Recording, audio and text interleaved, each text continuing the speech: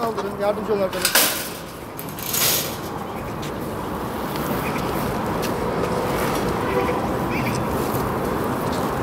Başka gelecek var mı? Evet. 50 kişi gelecek. Kimler? Hangi gruptan? Yani belli bir grup değil. Haberiniz var yani ve takipleşiyorsunuz, irtibatınız var. Orada da bir yol verelim. Tamam, hızlıca geçin.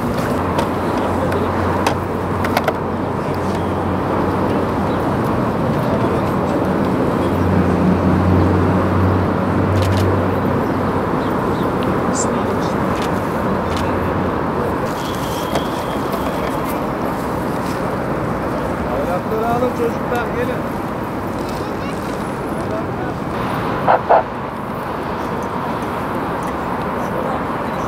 Nehirden denize özgür Filistin, Hamas'a selam, direnişe devam. Hamas'a selam, direnişe devam. Hamas'a Selam, direnişe devam. Direne, direne kazanacağız.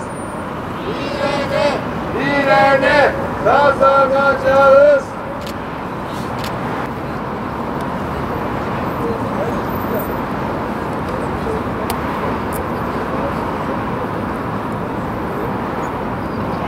Gel. Azra gel.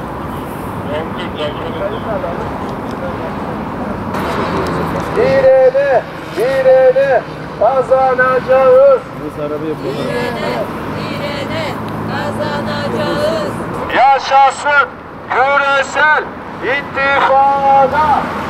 Yaşasın küresel intifada.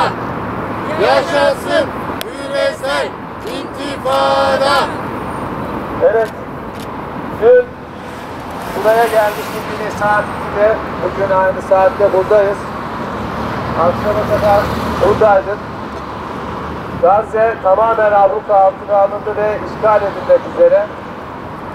Yani ona tepki olarak biz de Amerikan elçiliğini önünde nöbete başladık ve her açıdan onları rahatsız etmemekteyiz.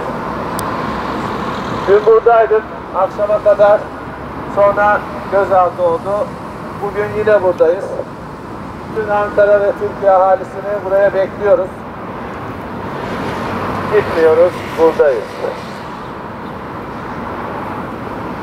Yaşasın küresel intifada. Yaşasın küresel intifada. Evet. Oturma yerlerimiz başlamıştır.